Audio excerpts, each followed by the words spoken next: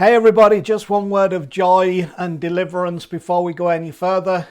It may seem a little shallow in the addressing of the events of the current time that we all face, but hairdressers are opening soon, so get your appointment in. We are about to be delivered from bad hair. My wife's done a good job, I think, doing me a little trim, because I know the moment I said hair, your eyes immediately went to look at my head, so I'm very appreciative of that. But get your appointment in, folks, and rejoice in the deliverance. Now, I fully realise that with the things that I'm saying at this present time, I have become a disappointment to some and an irrelevance to others. But this is me. And what you see is what you get. And I want to give another little commentary with a little Bible on where we are and hopefully where we need to head. Depending on how we are wired, we all want others to share our passion. We passionately cannot understand why they don't. Even Jesus got frustrated over this point when recorded in John 14 verse 9.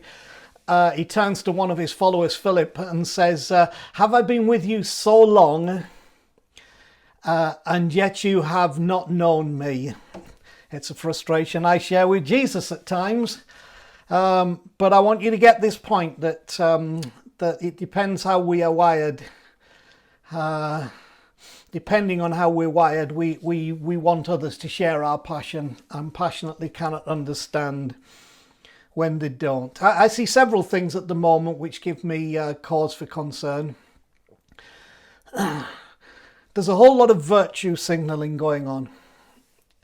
Now, I have to admit, generationally, for the likes of me and those of a similar age, we are having to educate ourselves to the existence of a whole series of comments and words and phrases which we were never familiar with, which were non-existent in our growing up. And believe me or not, we face many of the challenges and issues that are being faced right now. But virtue signalling is one of the things that has come up, where you you act about something that is going on, but what you're doing within it is in essence trying to express and inflate your own sense of virtue. And I think, you know, this can tend to be a statement that's labelled at only one group, when actually I think it probably applies across all of us in the varying different and opposite understandings and expressions to the challenges that we face, whether it was Brexit and a national election, or whether it's the current situation of racism and Black Lives Matter. Which is extremely important, as I've already addressed in my last talk. But I'm not sure among the virtue signalling from all sides, what's ego, that's something done to make oneself feel good, and what's soul, which is to reintegrate all things to the purity of their source. I'm just not sure in the virtue signalling how much is ego and how much is soul. I'm not even sure in my own field of Christianity and ministry how much of what has been done in many areas has been ego and how much has been soul. I know that many things were done and expressed in order to make oneself feel good, which should put it into the realm of ego. But also there were others, and I hope this is where we live, that if we live from soul, it's the desire to reintegrate all things to the purity of their source, and that must be where we sit and don't virtue signal, but live in that realm of soul. And I'll say a little later also the realm of spirit. There's a difference between an ego need and a soul need, and we all need to address that as we make our decisions about what we will speak for, speak out against, campaign for, campaign against. Too much of Christianity's doctrinal interpretation, I believe, is based on ego rather than soul. So I'm being very self-critical in the context of how I examine these elements. See, life is a pilgrimage. And some of you are, in all honesty, really only just starting. So I would say this to you: be idealistic by all means, but don't be dualistic in your idealism. In thinking that the world and the works of its inhabitants can be merely divided into right and wrong, good and evil, either or, in or out, black or white, master or slave, us and them, win and lose, reward and punish, heaven and hell. Life and people are much more complex than that. See, spirit won't allow you to do that. I do believe the presence of God's Spirit in any of us, in all of us, if we allow it to be what it is, won't allow you to do that, to be dualistic in your idealism. Remember the perichoresis that I talked about in the talk before last, the sacred dance. That's what saves us from self as an isolated identity and society from descending into the wrong kind of human race. Have you ever wondered, why do we call it the human race? A race to what? It's interesting that in the English language we have two meanings for the word race. The one that defines race as a group sharing the same physical or social qualities, and I'm sure that that's what we want across all creeds and colours and cultures. Race, a group defined as sharing the same physical or social qualities. But in our English language, we also use a race, the word race, as expressed in a competition to see who can win. This is my problem. When we get confused with the challenges of the human race to develop the space and the goodness where we have the same physical and social qualities, and race as a competition to see who can win becomes very confused. And in essence, one could say that many of the elements of the arguments of racism and supremacy come because of those issues, that we have confused those two words. Isn't it sad that we have the word competition and we have the word win? Whenever competition and win come into the equation, we are not going to ever accomplish the sharing of the same, okay? We just can't. Now, having said that, one of my favourite movies is Talladega Nights, The Legend of Ricky Bobby. And Ricky's dad speaks a famous line in the movie when he says, if you ain't first, you're last. And then when Ricky challenges him and says, I've lived my whole life by that criteria, his dad says, I'll use his words, hell boy, I was high when I said that.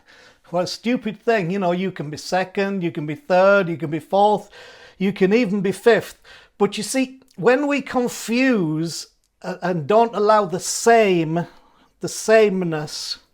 to invade all of us and to work for and towards that sameness, that integration, the word race changes from an attempt to establish the sameness, and it slides into the competition to see who can win from all sides. Interesting, exciting though it may be, a race is surely mostly an exercise in pointlessness. You know, we get on a track, we have a start line, we have a finish line. Somebody wins, somebody sets a world record. Wonderful. But it's surely mostly an exercise in pointlessness. I mean, it has achieved what? Except where it isn't an exercise in pointlessness. And I'm going to sound like the like Boris and the Brexit rules here. Go out. Don't go out. Don't go out except if you need to go out when you can go out, but stay at home. Don't get started. I sound like that, don't I? So if a race is as we see it, often surely mostly an exercise in pointlessness, it only is except where it isn't. What I mean by that is, like in a race for a cure for cancer, I'll give you that one. I'll accept that one. I'm just trying to give an illustration of the two kinds of a race. I'll give you that one. You know, it reminds me of the Monty Python's sketch as well, where in the movie where the question is, what have the Romans ever done for us? You should watch it on YouTube. It's brilliant. Nothing except aqueducts and hygiene and bathing and roads, and we've got to be careful how we consider some of these things. Anyway, with the Spirit there comes a whole new set of values, objectives and motives. So when we get out of that dualistic, binary, right, wrong, good, evil, in, out, black, white thing, if we can get past that with the Spirit, because it's to do with that Trinitarian thinking, there comes a whole new set of values, objectives and motives, like forgiveness and reconciliation and integration, as Nelson Mandela clarified and qualified. It's interesting that Nelson Mandela became most effective when he shifted from a binary dualistic view, right, wrong, good, evil, in, out, you know, to a Trinitarian one, where he brought Spirit into the equation, and that then changed his whole perspective. And I think we would have to agree that Mandela has probably been in my lifetime and in our lifetime the most successful at beginning to dismantle a system in the apartheid system and to integrate. And sadly that has not been maintained, I don't think, to the same degree and with the same spirit that Mandela introduced in South Africa. But nevertheless, he was a great example of what is necessary to get that process working properly. And it may have taken 27 years in prison to reveal that. So, you know, take from that what you will. See, there's an inherent and present danger which lurks within the need to categorize people. I've always been inspired to think by a verse in the book of Revelation in the Bible, which is in Revelation chapter 12 verse 10, and I'm just going to cut the bits out that helps us.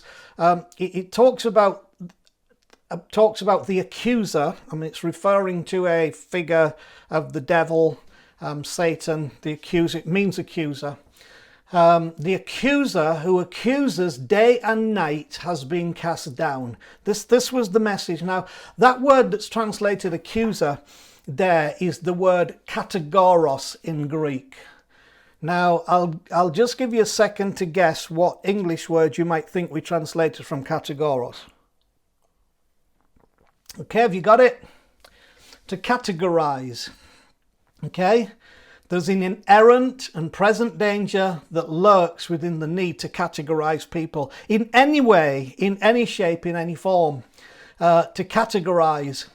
And we must be conscious and aware that any attitude that categorizes people is going to lead us down a path that ultimately it's going to need to be cast down if we are going to find that place of love and acceptance and integration. So none of us should be categorizing anybody, really. Now, that doesn't mean we don't recognize things that need to be dealt with, but once we begin to put people into rigid categories, we get into all kinds of difficulty, which can only take us back to binary, dualistic thinking, who's right, who's wrong. Of course, what we do then is that is why we treat some people violently, we kill, we destroy, whatever.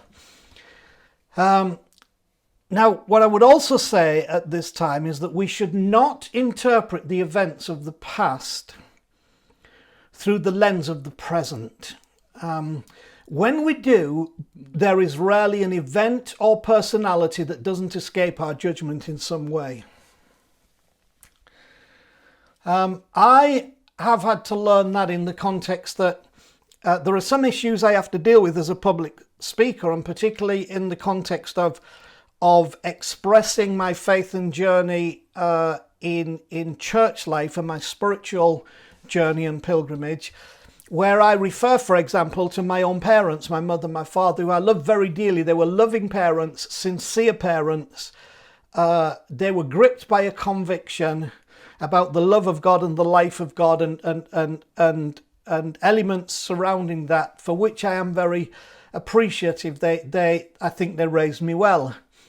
But I'm also aware that when I come to a point where I may criticize some of their stances or conclusions, as with others who've been mentors to me in the past, that I might criticize and disagree with their conclusions, what I would say is that I then have to come to that statement and not interpret it, the events of them through the lens of the present. To judge or measure why they did what they did in the way that they did through the lens that I currently have. I can comment about it, but I must not interpret those events through the lens of the present, because you just can't. I mean, let's forget just recent history. You go back through the whole of history and you cannot interpret the events of the past through the lens of the present. You have to interpret them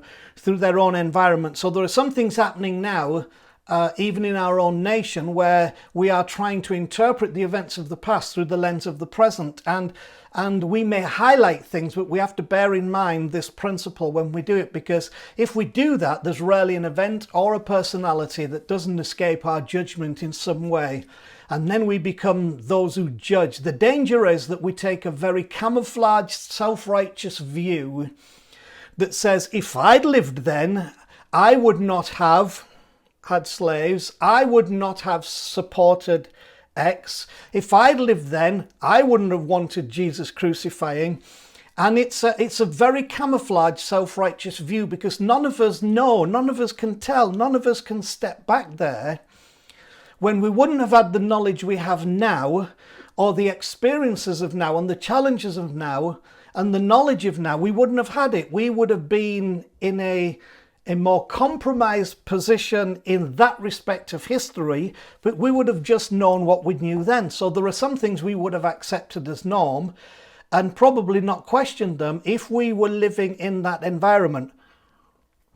So it's all right to evaluate and assess in the present and determine how we think we should respond in the present, but we should not interpret the events of the past through the lens of the present. If I'd lived then, I would not have. The crucifixion of Jesus is a prime example, okay? Just days before his crucifixion, the crowd was saying that they were welcoming him into Jerusalem, throwing palm leaves, which was a cultural thing at that time, paving his way, declaring him their great Messiah, their great hero. And then a few days later, they were shouting in a baying crowd in a demonstration, saying, "Crucify him, we will not have this man to reign over us, and rather release to us the thief and the terrorist Barabbas than give us back this guy Jesus." For what? For what had he done? What I'm just trying to show you is that if I had lived then, I might think, I would have been part of the crowd who consistently would have said, no, he's an innocent man, let him go. But I don't know that, and I can't know that. And I see from the history of the crucifixion that we can all get caught along with something, and then we develop this camouflaged self-righteousness. If I had been there, I wouldn't. Well, examine your heart. Examine your heart about those things. Now, I may not know much about many things, but one thing I do know is that we love having an enemy. You know, we like to find an enemy in our conversation. We like to find an enemy. We've got to be fighting. We want to fight. So we've got to pin the blame on somebody or something, and we can then focus our energies on that enemy. We find it difficult if we don't have an enemy to focus our energy and focus our attention and therefore develop our viewpoints. So we love having an enemy. If we can help that become a common enemy, i.e. if we can get everybody else on board with, hey, this is not just an issue, this is an enemy, then all the better. See, having a common enemy galvanizes the group in opposition. And we feel better for the fight. Listen, I've grown up all my life in the Christian church where I have watched this, sin is our enemy. So we all, when we made sin our enemy, we were all common. The songs we sung, the way we responded, sin was our common enemy. We had a purpose. Sin was our enemy. The devil was our enemy. And so there are people still locked into that thing that's called spiritual warfare is simply a galvanizing of people around a common enemy, which has more to do, I think, with a wrong understanding of the empirical process of gladiatorial combat in the arena than it actually does with the Spirit of Christ and how we really change the world. So just beware of that. We don't tend to function well without a common enemy. Something inside us loves to find an enemy to fight. But Jesus didn't say, love having an enemy. He said, love your enemy. See, that's really, really hard. Especially if we only live in dualistic binary thinking. Well, he's wrong, I'm right. They're out, I'm in. He's black, I'm white. He's white, I'm black. If we only live in that realm, it's just so hard that we can barely even imagine accomplishing it. It's not that Jesus said love having an enemy. Jesus said love your enemy. Note that this very statement of Jesus makes room for the reality of the real or imagined perception of an enemy. So Jesus is not saying there will not be things that you see as an enemy or want to address as an enemy. See, if he says love your enemy, then he is acknowledging by that very statement that he's making room for the reality and the real or imagined perception of an enemy. It's a truth. We all live in that space and we have those things and those people and those systems. But it gives us the only effective way of long-lasting healing and change. And that is by love. Not loving having an enemy, but loving your enemy. It will change your spirit. If you liken the challenge that we face to a man's diseased prostate gland, you can't easily excise the offending gland without damaging the nerves that go by and through the area and risking rendering the patient impotent and incontinent. Now you might say, well, that's a strange example to use about the current situation and how we heal it. And for some of you, you might find it highly inappropriate. You might be in that age group. Some of you younger ones won't turn a hair with what I'm about to say.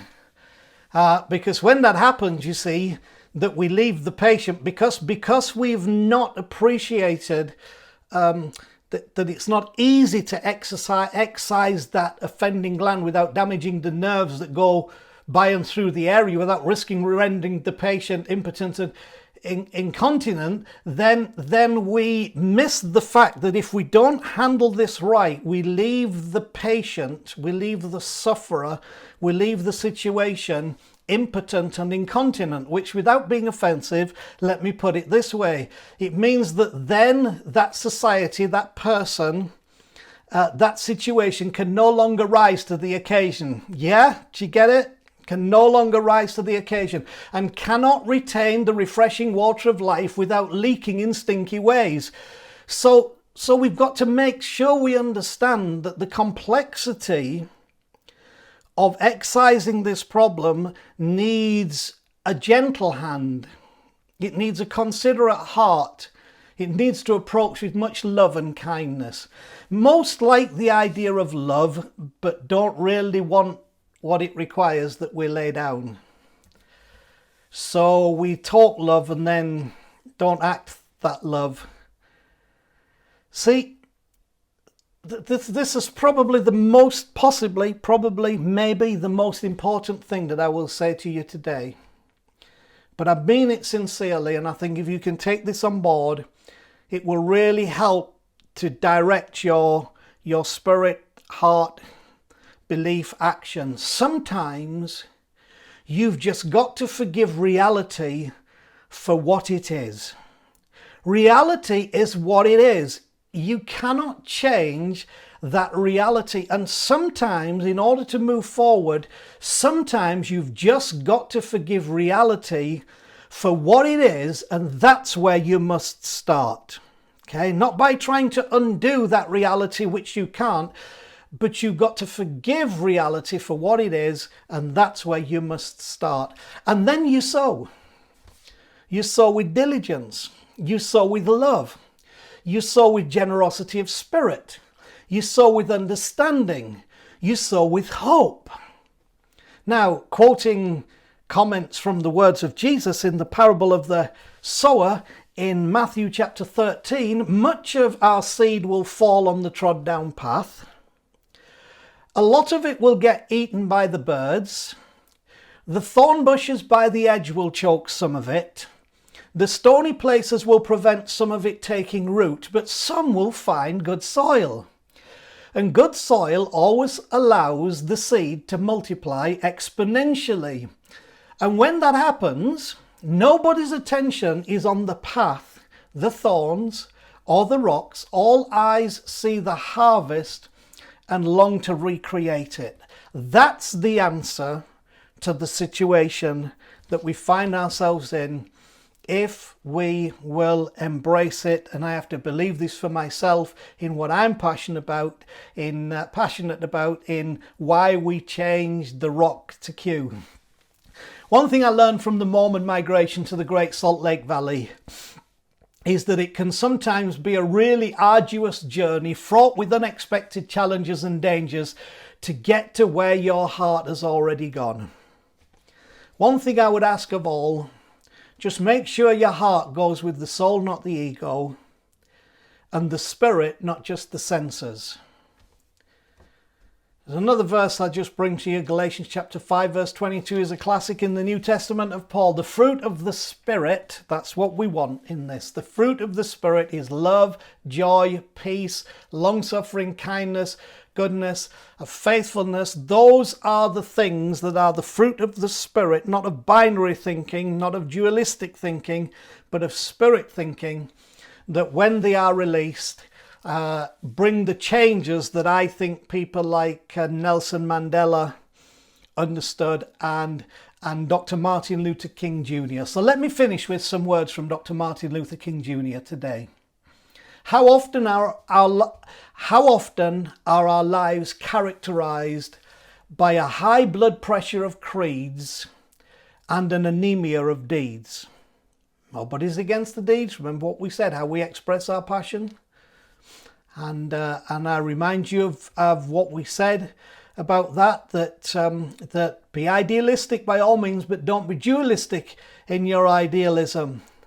Listen to the words of Martin Luther King. How often our lives are characterized by a high blood pressure of creeds and an anemia of deeds. Jesus affirmed a higher law from the cross. He knew that an eye for an eye would leave everybody blind. He did not seek to overcome evil with evil. He overcame evil with good. What a magnificent lesson. Generations will rise and fall. Men will continue to worship the God of revenge and bow before the altar of retaliation. But ever and again, this noble lesson of Calvary will be a nagging reminder that only goodness can drive out evil. And he said this, talking about those around the cross, and it applies to us. They know blindness was their trouble. Enlightenment was their need. This tragic blindness expresses itself in many ominous ways in our own day. Some men feel that war is the answer to the problems of the world. Sincerity and conscientiousness in themselves are not enough. Nothing in all the world is more dangerous than sincere ignorance and conscientious stupidity.